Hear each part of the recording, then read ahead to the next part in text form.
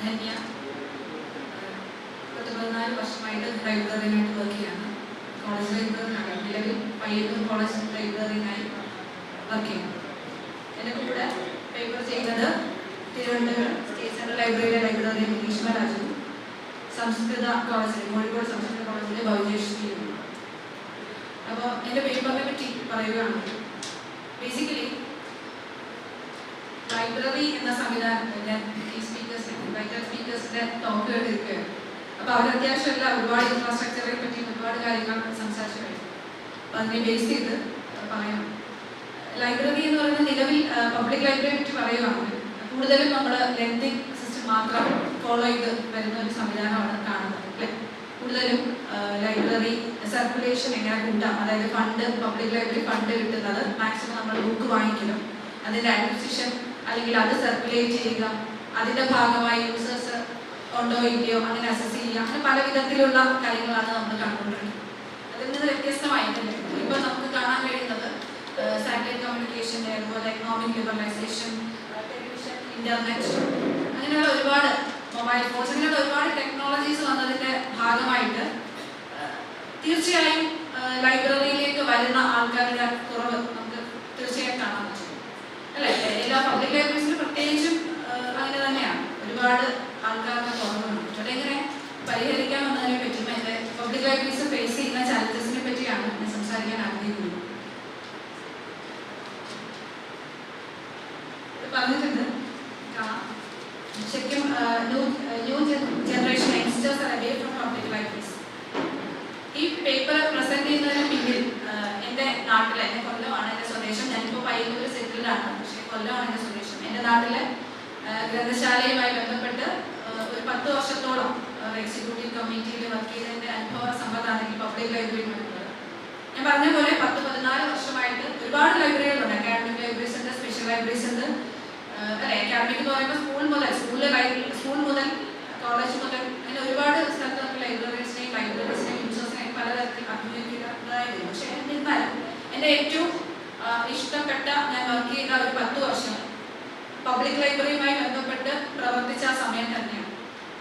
അപ്പോൾ അതിൽ എനിക്കുള്ള കുറേ കാര്യങ്ങൾ, നമ്മൾ ഏറ്റവും രസകരമായ കാര്യം എന്ന് പറഞ്ഞാൽ പണ്ടൊക്കെ ലൈബ്രറിയെ ഡിപ്പെൻഡ് ചെയ്ത് മാത്രം ഒരു സമൂഹം ഉണ്ടായിരുന്ന ഒരു കാലമാണ്. പണ്ടെന്ന് പറയുന്നത് ഒരു 10 വർഷം മുന്നേ വരെ അങ്ങനെ തന്നെയാണ് അല്ലേ.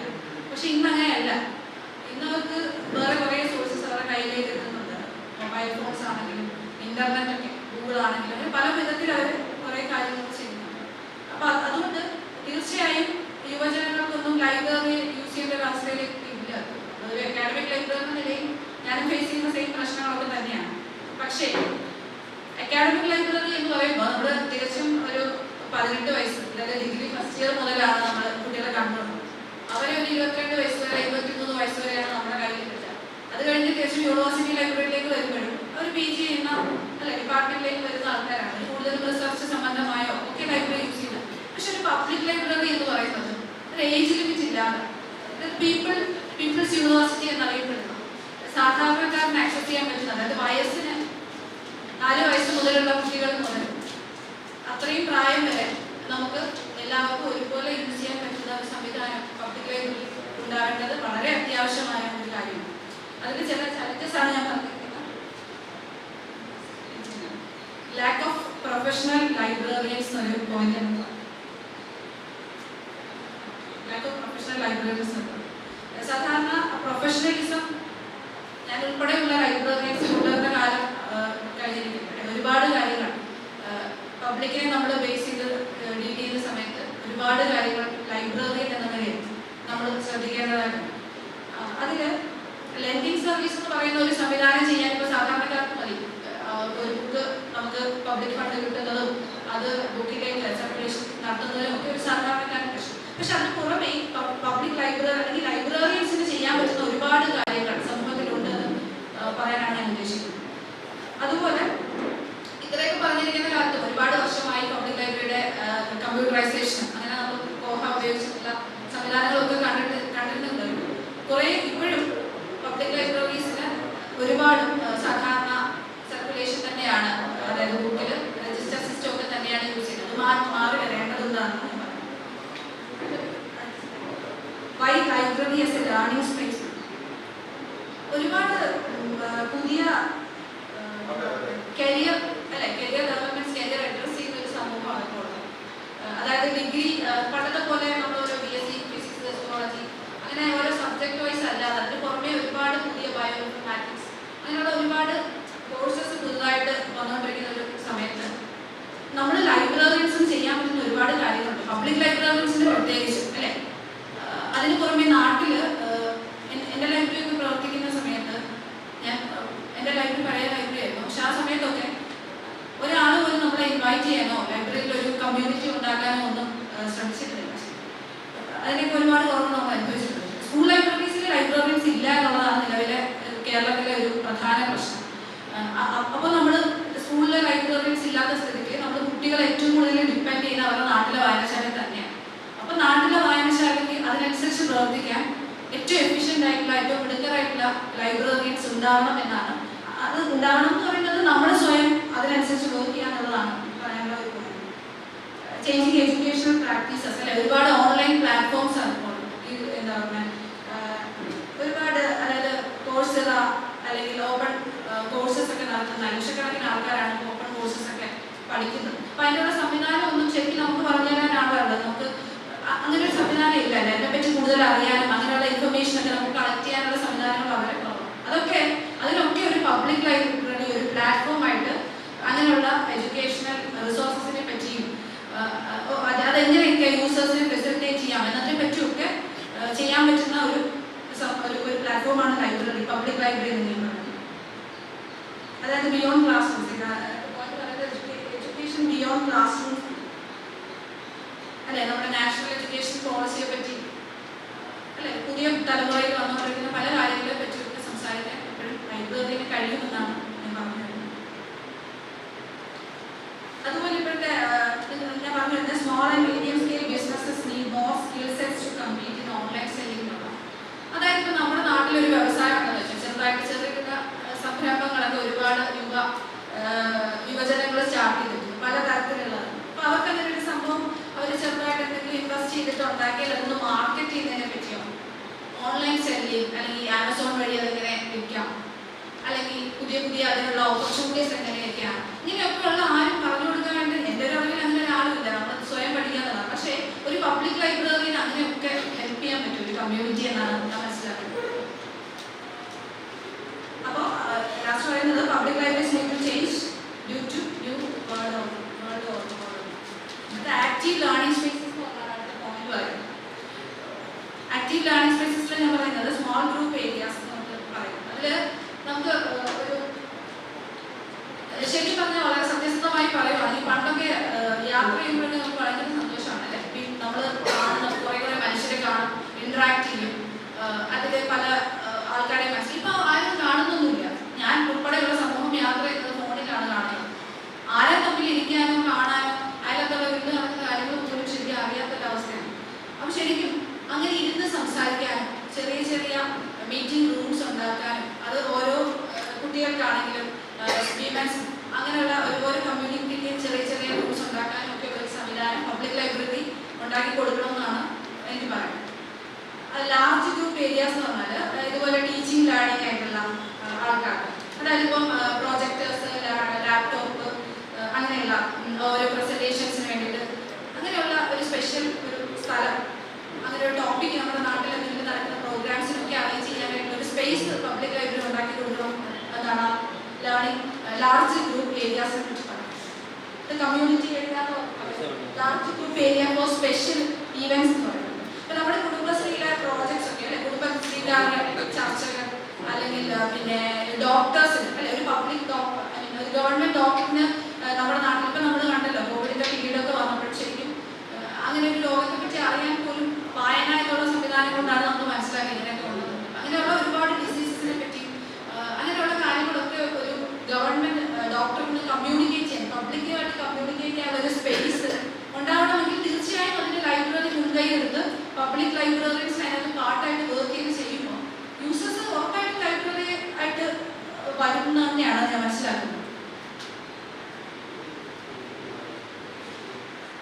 ആക്റ്റീവ് ലേണിംഗ് സ്പേസസ് ആയിട്ട് ലൈബ്രറി വർക്ക് ചെയ്യണമെന്ന് പറയുന്നത് technology rich area beyond the basic computer. ഇപ്പം നമ്മുടെ നാട്ടിൽ ഒരു ഷോർട്ട്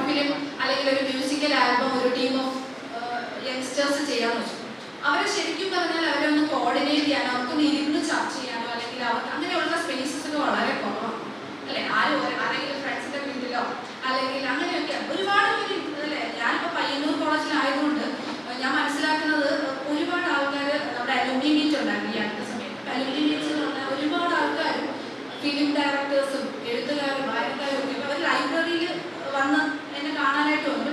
ഞാൻ ശരിക്കും പുതിയ ആളാണ്, എന്നാലും അവർ വന്ന് മീറ്റ് ചെയ്യുമ്പോൾ അവർ ഭയങ്കര റെസ്പെക്റ്റോടെയാണ് സംസാരിക്കുന്നത്. ബിക്കോസ് അന്ന് ലൈബ്രറി പ്രവർത്തിച്ച ആ ഒരു മീഡിയം ഉണ്ട്, അവർക്ക് ഇരുന്ന് വായിക്കാനും അവർക്ക് അതിനെപ്പറ്റി കൂടുതൽ അറിയാനും.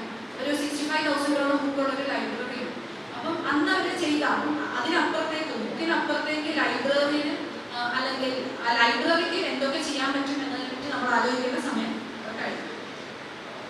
അതിൽ നമ്മൾ സാർ മുന്നേ പറഞ്ഞിരുന്ന തോന്നുന്നു സ്ലീപ്പിംഗ് കോഴ്സ് എന്ന് പറഞ്ഞ സംവിധാനം ഫ്രീ ആയിട്ട് ഇരിക്കാൻ പറ്റുന്ന ഒരു സംവിധാനം. ഈ അടുത്ത് എൻ്റെ ലൈബ്രറി, ക്യാപിറ്റൽ ലൈബ്രറി ആണെങ്കിലും യൂസേഴ്സ് ഉണ്ടല്ലോ, ഈ അടുത്ത സമയത്ത് എൻ്റെ സ്റ്റാഫ് പറഞ്ഞൊരു പോയിന്റ്, പിന്നെ ലൈബ്രറിയിൽ റെഫറൻസ് റൂമിൽ, അപ്പം നമുക്ക് ക്യാമറ പറഞ്ഞ പോലെ ക്യാമറയിലാണ് ഞാൻ കാണുന്നത്.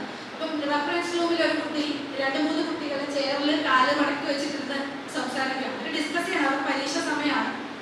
ശരിക്കും പറഞ്ഞാൽ അത് എൻ്റെ സ്റ്റാഫ് വന്നിട്ട് പറഞ്ഞു അങ്ങനെ ലൈബ്രറിയിൽ ഇരിക്കാൻ പാടുന്നു വരും. അപ്പം ആസ് എ ലൈബ്രറി ഞാൻ അവരെ രണ്ടുപേരെ ഡീൽ ചെയ്യണം, യൂസറിനെ ഡീൽ ചെയ്യണം, സ്റ്റുഡൻറ്റിനെ ഡീൽ ചെയ്യണം. അപ്പം ഞാൻ അവിടെ ചെല്ലുമ്പോൾ അവർ വളരെ ഈസി ആയിട്ടിരിക്കുകയാണ്. അവരെന്നെ കണ്ടു ഉടനെ എന്നെ കണ്ടു എണീറ്റു മാഡം എന്നൊക്കെ പറഞ്ഞിരിക്കും. പക്ഷേ എനിക്കതിലൊരു തെറ്റും തോന്നിയില്ല. വളരെ സത്യസന്ധമായി പറയുകയാണെങ്കിൽ അവർക്ക് അങ്ങനെ ഇരിക്കാനാണ് അപ്പോൾ ആ സമയത്ത് തോന്നുന്നത്. അവർ വളരെ സീരിയസ് ആയിട്ട് അവരുടെ പ്രോജക്റ്റുമായിട്ട് ബന്ധപ്പെട്ട് ഡിസ്കഷൻ നടക്കുക, വളരെ സൈലന്റ് ആണ്, അവിടെ ബഹളമൊന്നുമില്ല. പക്ഷെ അവർക്ക് ഇരിക്കാനുള്ള ഒരു സ്പേസ് ആണ്. ഞാനപ്പോൾ പറഞ്ഞത് ഇരുന്നോളൂ, എനിക്കൊരു പ്രശ്നമില്ല. അപ്പൊ എന്റെ സ്റ്റാഫ് ചോദിച്ചു അങ്ങനെ ഇരിക്കാമോ? ഇരിക്കാം.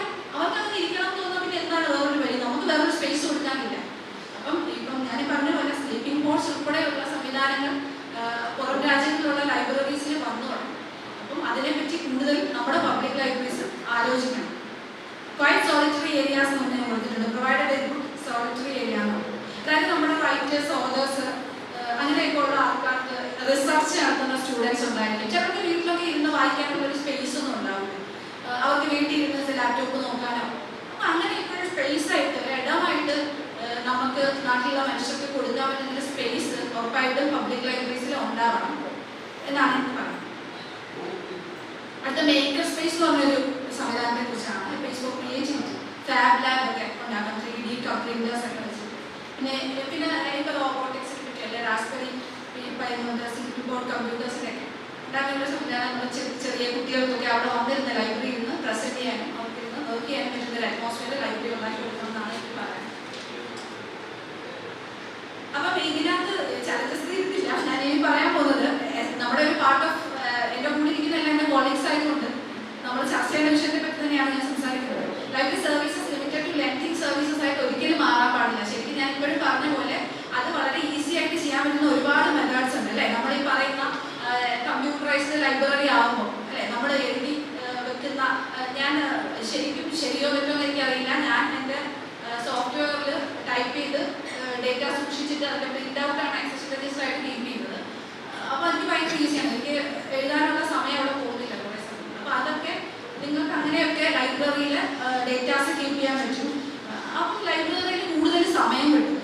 ഇങ്ങനെ ഈ ഓട്ടോമേറ്റഡ് ലൈബ്രറീസ് ഒക്കെ ആകുമ്പോൾ ഒരുപാട് സമയം ലൈബ്രറിയൻസിന് നമുക്ക് അധികമായി കിട്ടും. ആ സമയം നമുക്ക് വേറെ ഇങ്ങനെയുള്ള സോഷ്യൽ ആക്ടിവിറ്റീസും ഇങ്ങനെയുള്ള യൂസേഴ്സിനെ ഇൻവൈറ്റ് ചെയ്യുന്ന പലതരത്തിലുള്ള സംവിധാനങ്ങൾ ചെയ്യാൻ പറ്റുമെന്നാണ് എനിക്ക്. ലിമിറ്റഡ് ഫിസിക്കൽ സ്പേസ്, വളരെ സത്യസന്ധമായി പറയുകയാണെങ്കിൽ നമ്മുടെ ലൈബ്രറീസ് ഫേസ് ചെയ്യുന്ന, പബ്ലിക് ലൈബ്രറീസ് ഫേസ് ചെയ്യുന്ന ഏറ്റവും വലിയൊരു പ്രശ്നമായിട്ട് എനിക്ക് തോന്നിയിട്ടുള്ളത് പിന്നെ സ്പേസ് തന്നെയാണ്. 2-3 അല്ലെങ്കിൽ 5-5 താഴെയോ ഒരു സെന്റിൽ ആണ് നമ്മുടെ ലൈബ്രറീസ് കൂടുതലും ഇരിക്കുന്നത്. അപ്പോൾ അതിനകത്ത് ഭയങ്കര സ്പേസിന് ഭയങ്കര ഇമ്പോർട്ടൻ്റ് ആണ്. അതൊരു പുറത്തൊരു ഓപ്പൺ ഓഡിറ്റോറിയം ഇല്ല. ഞാൻ മനസ്സിലാക്കുന്നത്, ഞാൻ വളരെ സത്യസന്ധമായി പറയാൻ എനിക്ക് എപ്പോഴും സന്തോഷം തോന്നുന്നത് റിട്ടയർഡ് ആയിട്ടുള്ള ആൾക്കാരെ കാണുകയാണ്. കാരണം അവർ ജീവിച്ചു തുടങ്ങുന്നത് എപ്പോഴും അവരുടെ റിട്ടയർമെന്റിന് ശേഷമാണ്. അവരുടെ ഫ്രണ്ട്സിനെ കാണുന്നത്, അവരുടെ ഫാമിലിയിലെ മക്കളൊക്കെ ഒന്ന് സെറ്റിലായി വരും. അപ്പോൾ അവർക്കൊക്കെ ഒന്ന് കാണാനോ അവർക്ക് വൈകുന്നേരങ്ങളൊന്ന് ഇരുന്ന് സംസാരിക്കാനോ ഒക്കെയുള്ള സ്ഥലങ്ങൾ ലൈബ്രറി തന്നെയാണ്. വേറെ നമുക്ക് ആലോചിക്കുമ്പോൾ നമുക്ക് ഓഡിറ്റോറിയത്തിൽ നമ്മുടെ ഒരു പ്രോഗ്രാമിന് പോകുമെന്ന് വെച്ചു, ഒരു കല്യാണത്തിന് വേറെ എന്തെങ്കിലും ഒരു പരിപാടിക്ക് പോകണമെങ്കിൽ ആ ഒരു സമയം കഴിയുമ്പോൾ നമ്മൾ തിരിച്ച് വീട്ടിൽ തന്നെ പോരണം. പക്ഷെ ലൈബ്രറി അങ്ങനെയല്ല. അല്ലെ, 24/7 ലൈബ്രറി പ്രവർത്തിക്കണമെന്നാണ് എനിക്ക്. പബ്ലിക് ലൈബ്രറീസ് മെയിനായിട്ട് കുട്ടികൾ വരണം, എല്ലാ ആൾക്കാരും വന്നു പോകണം. ഒരിക്കലും അതിനകത്താണ് അടുത്ത പോയിന്റ് വരുന്നത്, ഇൻകൺവീനിയൻറ്റ് ലൈബ്രറി ടൈമിങ്സ് എന്ന് പറയുന്നത്. പബ്ലിക് ലൈബ്രറിയിലെ ടൈമിങ് ഇപ്പം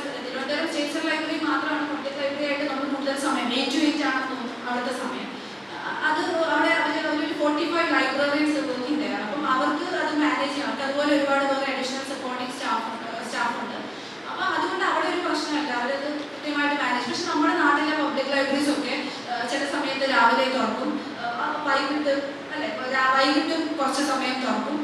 അങ്ങനെ ഒരു സംഭവം മാത്രമാണ്. ഇതിനിടയ്ക്ക് ഏതെങ്കിലും ഒരു ഹോള് മാത്രം ചിലപ്പോൾ ഓപ്പൺ ചെയ്താലായി പത്രം വായിക്കാനായിട്ട്.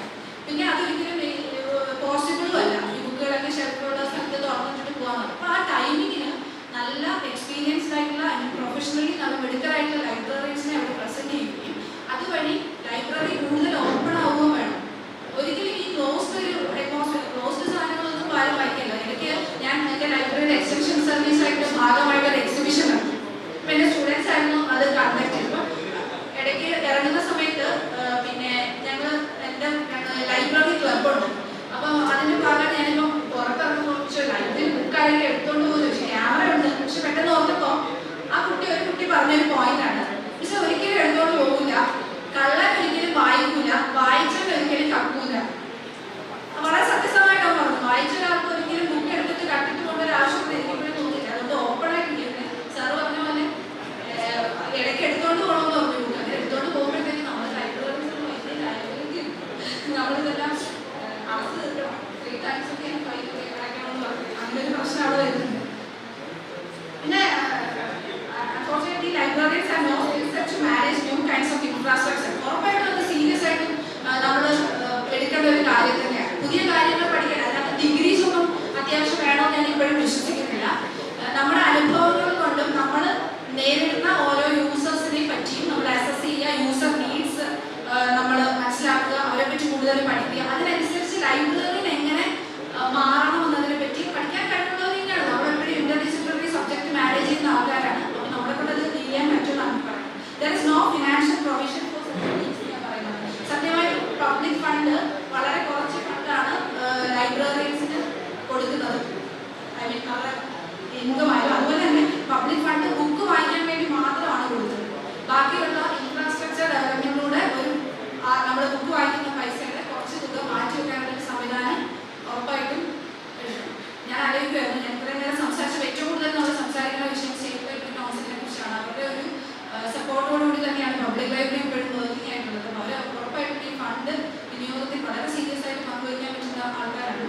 അവർ ഈ നമ്മുടെ പബ്ലിക് ഫണ്ട് ബുക്കിന് മാത്രമല്ലാതെ ബുക്ക് വായനയിൽ ഒതുങ്ങാതെ അതിനപ്പുറത്തേക്ക് ഇൻഫ്രാസ്ട്രക്ചർ ഡെവലപ്മെന്റ്സിലൂടെ പൈസ മാറ്റിവെക്കണമെന്ന് ഒരു അഭ്യർത്ഥനയുണ്ട്. Transform library in flexible learning space.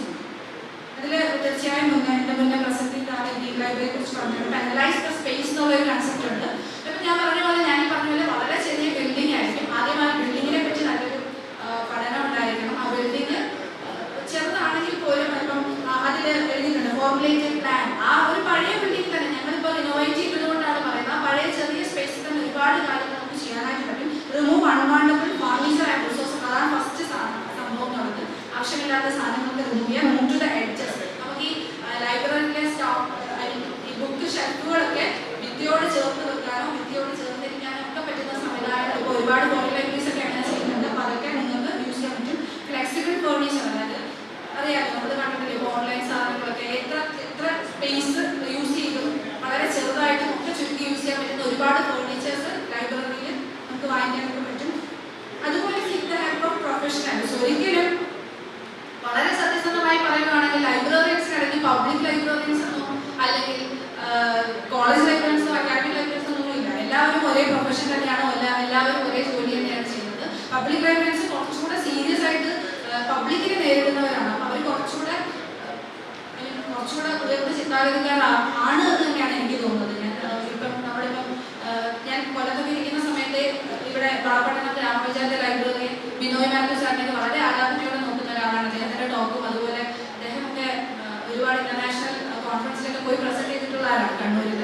അതുപോലെ ജെയിംസ് സാർ അദ്ദേഹത്തിൻ്റെ ടോക്ക് ഇവിടെ തോന്നുന്നു. അപ്പോൾ അവരൊക്കെ നമ്മൾ ഒരുപാട് കാലമായിട്ട് അക്കാഡമിക് ലൈബ്രറീസ് നമ്മൾ നോക്കിക്കൊണ്ടിരിക്കുന്ന ആൾക്കാർ. അവർ ഡീൽ ചെയ്യുന്ന ഒരുപാട് പ്രോഗ്രാംസ് അറ്റൻഡ് ചെയ്യുന്ന ഒരുപാട് സംഭവങ്ങളൊക്കെ എല്ലാവർക്കും ഒരുമിച്ച് പ്രൊഫഷണൽസിന്റെ ഹെൽപ്പ് ചെയ്ത് അങ്ങനെ വർക്ക് ചെയ്യാൻ പറ്റും എന്നാണ് എനിക്ക് പറയുന്നത്. പിന്നെ പ്രധാനമായിട്ടും ഇൻഫ്രാസ്ട്രക്ചറിനെ പറ്റി പറയുമ്പോൾ ബിൽഡിങ്ങോ അതിനപ്പുറത്തേക്ക് എനിക്ക് പറയാനുള്ള പ്രധാന കാര്യം റിസോഴ്സ് ഷെയറിംഗ് എന്ന് പറയുന്ന ഒരു കൺസെപ്റ്റാണ്. റിസോഴ്സ് ഷെയറിംഗ് എന്നുള്ള കൺസെപ്റ്റാണ്.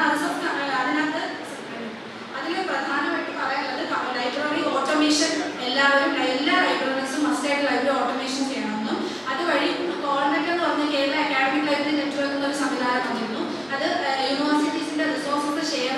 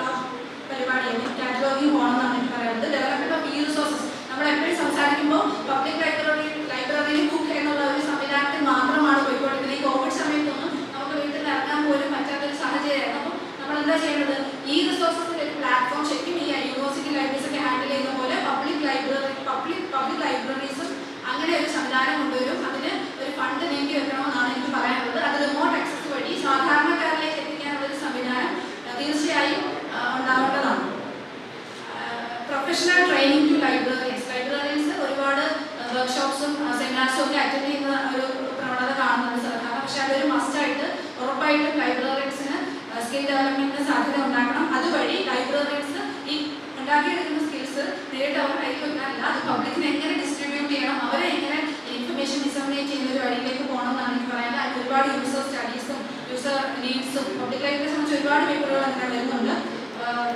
അതുപോലെ ഒരു പ്രധാന കാര്യം എനിക്ക് റിസർച്ച് ആയിട്ട് പറയാനുള്ളത്, നമ്മളിപ്പം ഞാൻ റിസർച്ച് കഴിഞ്ഞ ഒരാളാണ്. അപ്പം റിസർച്ച് കഴിഞ്ഞ ഒരുപാട് ആൾക്കാർ നമ്മുടെ ഒരു ലൈബ്രറിയുടെ കീഴിൽ ഒരുപാട് ആ നാട്ടിലുണ്ടാവും. എൻ്റെ നാട്ടിലൊക്കെ എൻ്റെ ലൈബ്രറിയിൽ ഈ അടുത്ത സമയത്ത് നമ്മൾ നാട്ടിൽ തന്നെ ആദരിച്ച ആൾക്കാരൊക്കെ ISRO സയൻറ്റിസ്റ്റൊക്കെയാണ്. ശരിക്കും പറഞ്ഞാൽ അവരെ ആദരിക്കുമ്പോൾ ഒന്നാടായിരിക്കുന്നല്ലാതെ അവരെ ഒരിക്കലും നമ്മളത് യൂസ് ചെയ്യുന്നില്ല. അപ്പം നമ്മുടെ ലൈബ്രറിയിൽ നിന്നോ അല്ലെങ്കിൽ അങ്ങനെ നമ്മുടെ നാട്ടിൽ നിന്നോ വളർന്നു വരുന്ന ആൾക്കാരെ സാധാരണ കുട്ടികൾക്കും അല്ലെങ്കിൽ അതുവഴിയുള്ള പിന്നെ പബ്ലിക്കിനും എങ്ങനെ അവരുടെ ഇൻഫർമേഷൻ ഹെൽപ്പ് ചെയ്യാൻ പറ്റുന്ന തരത്തിലേക്ക് റിസർച്ച് മൂവ് ചെയ്യണം, അങ്ങനെയുള്ളവരെ പബ്ലിക് ലൈബ്രറി എങ്ങനെ ഡീൽ ചെയ്യണം എന്നുള്ളതാണ് എനിക്ക് പറയുന്നത്. ഗ്ലോബൽ വാർമിംഗിൽ റിസർച്ച് ചെയ്യുന്ന ഒരാളാണ് ഞാൻ. അപ്പം അതിൻ്റെ പ്രൊഡക്ടിവിറ്റിയെ പറ്റി അതിനെപ്പറ്റി സംസാരിക്കുക കുറേ വായിച്ചതാണ്. പക്ഷെ അതൊന്നും എൻ്റെ നാട്ടിലെ ഒരാൾക്ക് ഒരു ഉപകാരമില്ല, വളരെ സത്യസന്ധമായി പറയണം. അങ്ങനെ ആവാതെ അതൊക്കെ എങ്ങനെ അങ്ങനെയുള്ള മാൻ പവർ നമ്മൾ ലൈബ്രറി വഴി എങ്ങനെ യൂസ് ചെയ്യാം എന്നുള്ളതിനെ പറ്റി തീർച്ചയായും ചിന്തിക്കേണ്ട ഒരു വിഷയം തന്നെയാണ്. Conclusion: public library need to revamp its services, address the requirements of users. It's high time to start the modernization of public libraries in Kerala and the converting the